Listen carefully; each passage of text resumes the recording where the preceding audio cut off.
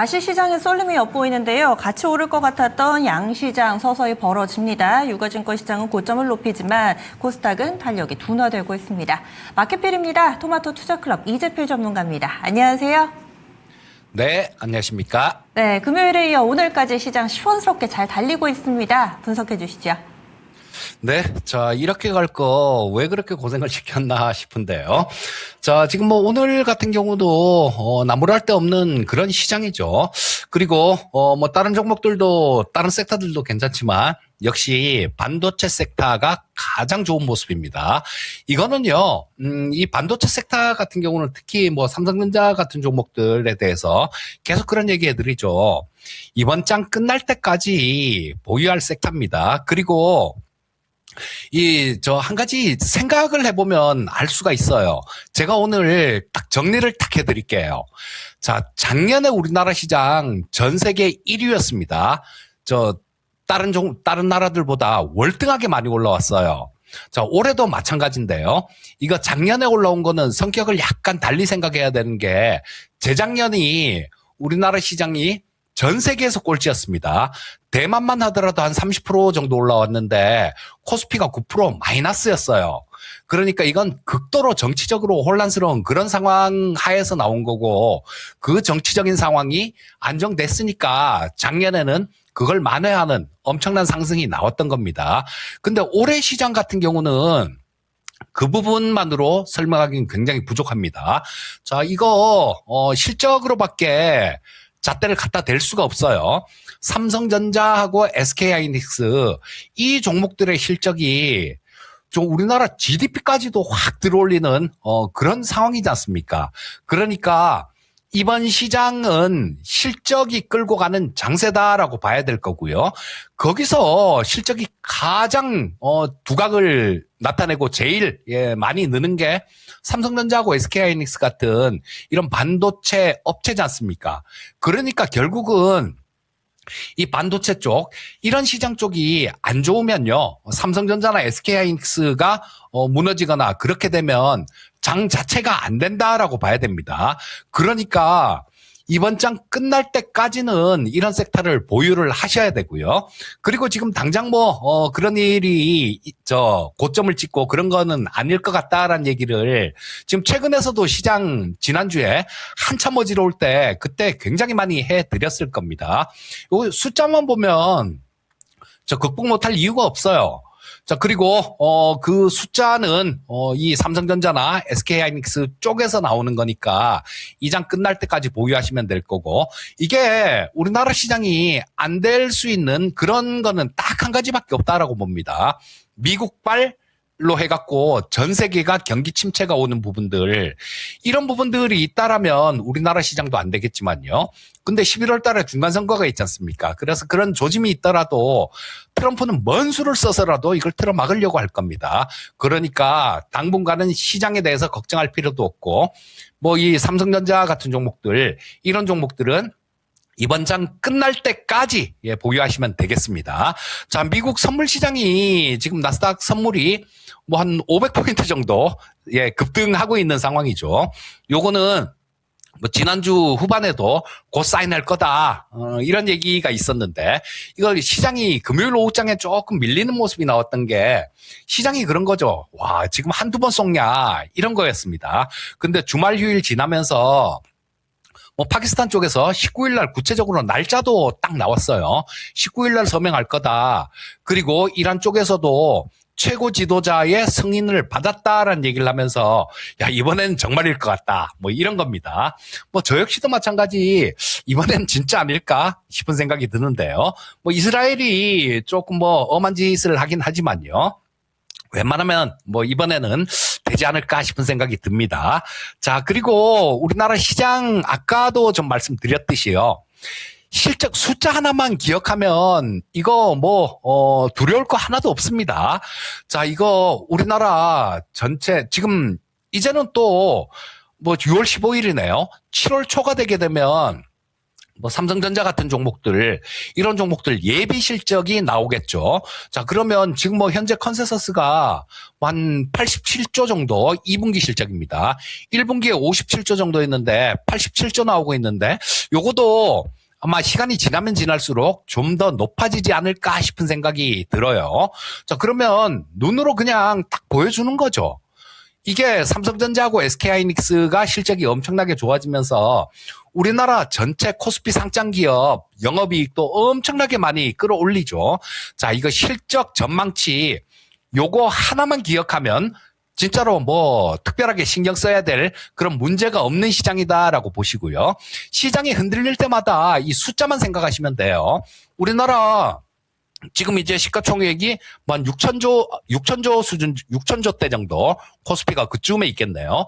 지금 뭐 실적 올해 전망치 많이 보는 기관에서는 900조 이상을 보기도 합니다. 그럼 아직도 굉장히 싸다란 얘기예요. 자, 그 부분만 기억하시면 되겠고요. 자, 뭐 오늘 로봇 쪽도 상당히 좀 좋은 모습이죠. 자, 이거 우리 그런 거 생각해 봐야 됩니다. 지금 그 삼성전자나 SK하이닉스가 영업이익의 10%를 성과급으로 준다라는 그런 부분들이 있어서 삼성전자 같은 경우도 끝내는 10%가 아니라 10.5%로 회사하고 합의를 했는데요.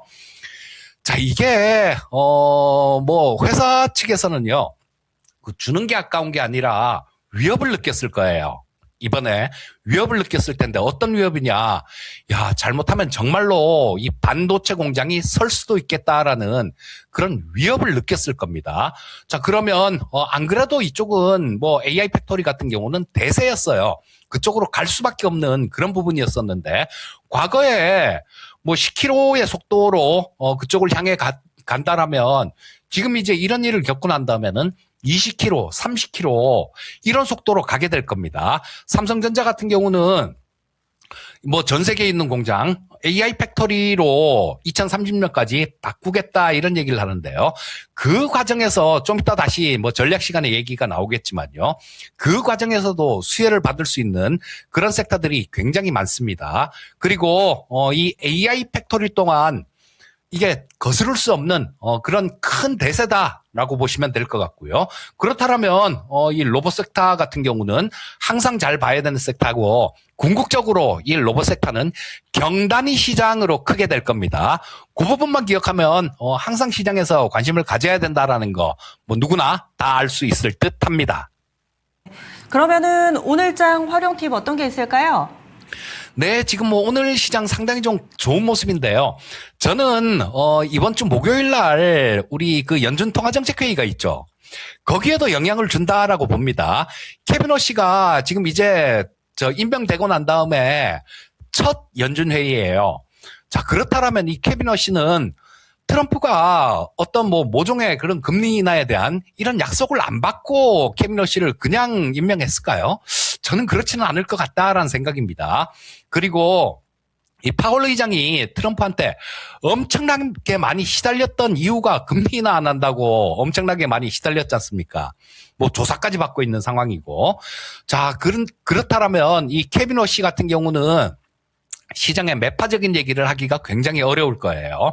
자, 지금 인플레이션이 미국 CPI, 얼마 전에 나온 CPI도 그렇고 PPI도 그렇고 상당히 많이 올라 있지 않습니까? 이 상태에서 비둘기적인 발언을 하기는 조금 어려웠을 텐데 이 종전이라는 거 연준 통화정책회의하고 난 다음 날 19일이면 그 다음 날이죠. 근데 이런 부분들을 갖고 향후에 종전이 된다라면 뭐 좀 유화적인 그런 뭐 정책을 할 수도 있다. 아마 이 정도의 그 발언이 나오지 않을까 싶은 생각이 들고요. 자, 이걸 입장을 한번 바꿔서 생각해 보면 대통령이 정말로 굉장히 별난 그런 대통령이잖아요. 그리고 이번에 내가 만약에 연준 의장인데 우리 시청자님들 스스로 한번 각자 연준 의장이다라고 생각해 보시면요. 처음으로 임명됐는데 이때부터 첫 회의부터 막 매파적인 발언을 해서 시장에 충격을 받는 거 그걸 원하겠습니까? 그렇지 않을 거예요. 케비노 씨는 지금 굉장히 비둘기적인 그런 얘기를 엄청나게 많이 하고 싶을 겁니다. 근데 이 종전 사인한다라는 거는 거기에 대한 명분을 주는 거, 이런 부분들로도 작용할 수 있을 겁니다. 그래서 상당히 좀 기대를 하고 있고요. 자, 통신장비 섹터들 계속 좀 말씀드리는데, 지금 그 젠슨 왕이 우리나라에 와서 5일간이나 있었죠. 그러면서 SK텔레콤하고 이 AI 팩토리 본격 구축하는 거, 이런 부분들에 대해서 논의가 있었습니다. 자, 공장이나 피지컬 AI 쪽, 공장에서 로봇들이나 아니면 자율주행이나 다 마찬가지입니다. 지금 통신 시스템 같은 경우는 LTE하고 5G하고 왔다 갔다 하잖아요. 지연 시간이 오래 걸리면 사고 납니다. 그렇기 때문에 이 AI 팩토리를 아까 말씀드렸듯 삼성전자도 2030년까지 다 한다 그러죠.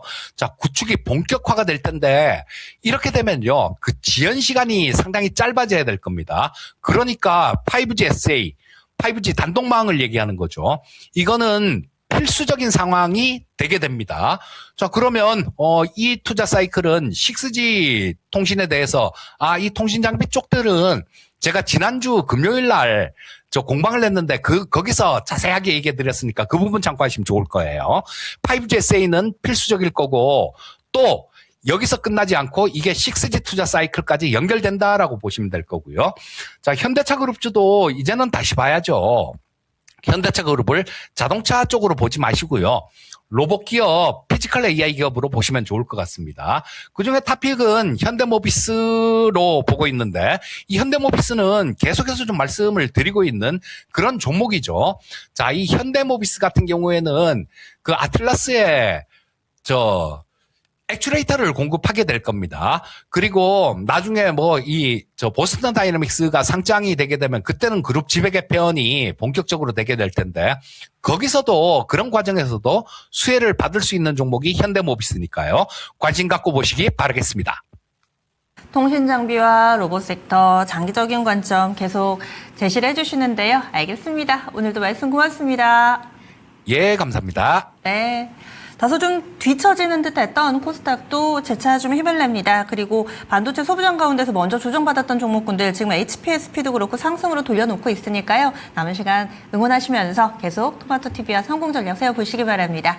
지금까지 다양한 투자 판단에 대한 도움 말씀드렸습니다. 종목의 상승 하락을 보장하지는 않습니다. 함께해 주신 여러분 고맙습니다.